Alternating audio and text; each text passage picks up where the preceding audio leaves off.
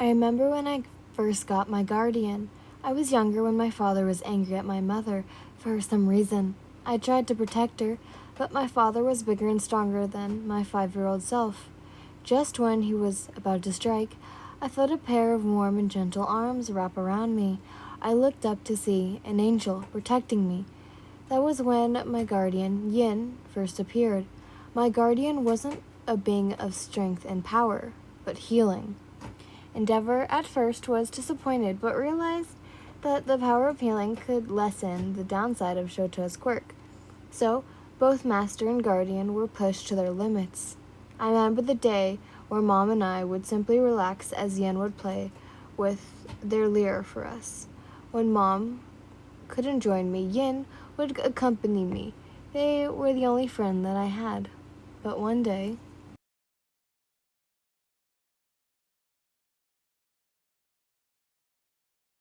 that crazy woman, hurting my masterpiece at such an important time, Endeavor grimaced, but soon turned to Yin with a glare. And you let your master get hurt? You are a pathetic excuse of a guardian.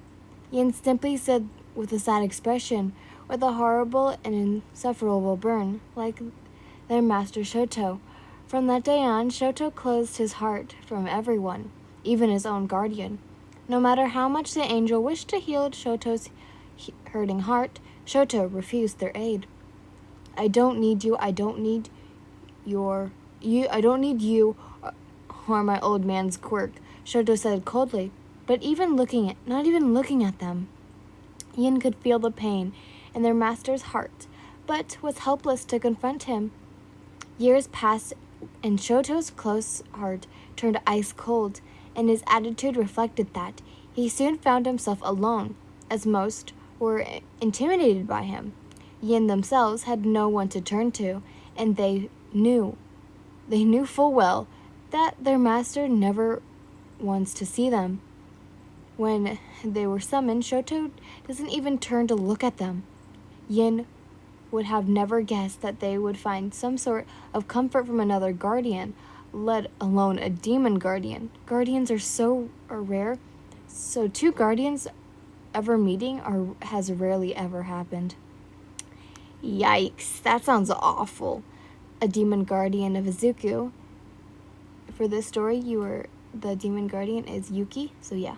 Yuki said, None of those things were your fault, but I failed to protect my master from that burn. Endeavor was right. I failed, Yin said with a sigh. The two guardians stood outside of the classroom. To not disturb the students, with nothing better to do, they began talking, though it was more of Yin ranted, while Yuki listened, for they only came into being 2 days ago. I think Shoto is upset that you didn't save his mother from something out of your control and field of understanding. Your and our point of being is to care for a master, not his family, and how to console them, Yuki said simply. But I'm surprised that Shoto never let you heal his scar. By the time he would somewhat underless my power, I could not heal that burn. He won't even look at me. And when I help nurturize his pain, he simply pushes me away, Yin said, as they sadly strummed their lyre. It is impossible for guardians to run away. Maybe you can run away, Yuki suggested, and become a rogue guardian? No. Shoto is just in pain. I'm sure he'll soften soon, Yin said hopefully. As time passed, Yin and Yuki formed a consort of sorts. The two, unsure what to call their relationship, they didn't consider themselves friends, but not strangers. Just on some level care about one another. Todoroki, you have a guardian too, right? Why don't you utilize them? Ida asked. I don't need them, Shoto said simply as he ate his lunch. But a support guardian would be a great benefit, Izuku spoke up. Yeah, but I'm strong enough to not rely on them. At best, they are good at help as an aid for citizens, Shoto said. You've had your guardian for a long time. Surely you see them more than that, Momo added. Shoto simply didn't answer. This annoyed Yuki ever so slightly. UA was definitely an interesting school. After the sports festival, Shoto changed. His heart wasn't as cold as it was before. He slowly opened up to Izuku and a few classmates. Yet he hasn't entirely softened towards me. He still won't call me upon for help, even if that side effects of his quirk were hurting him. One night in Hosu, a fight between Izuku, Shoto, Ida, and the hero killer Stain was ensue. As Shoto hunched over an exhaustion, Stain threw 3 of his knives at the boy. Before Shoto could react, a figure suddenly appeared as an explosion of white feathers filled his vision. I'm sorry, I won't fail you this time, said a familiar voice. Shoto's eyes widened in shock and horror as he stared at his impaled guardian, a knife to the head and the heart. Yin soon fell to the ground in a puff of blood-stained feathers. Why must those pesky guardians get in the way? Stain growled as he slowly stood. Yuki stretched out a bat-like wing as their shadow cast over Stain. As Shoto sat in his hospital room, he tried on multiple occasions to summon Yin, yet they never came. At first, he tried to summon Yin to ask for help to block out some wound pains, yet when they didn't appear, worry began to hold. As he walked about the halls of the hospital, he soon saw Yuki walking down the hall towards Izuku's room with a plate of food. Yuki, Shoto called out. The demon guardian didn't stop but turned their head to acknowledge the boy's presence. Shoto quickly caught up to the guardian as they continued towards Izuku's room.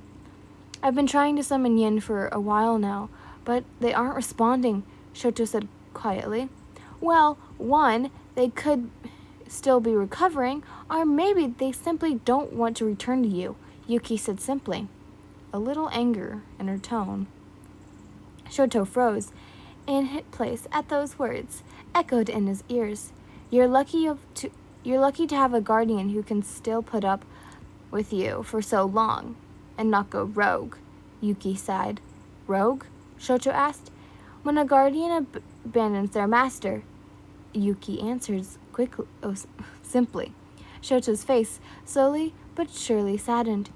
You knew what you were doing, but had no other healthy way of venting your issue, so you simply projected onto your guardian, Yuki said nonchalantly as they closed the door behind them.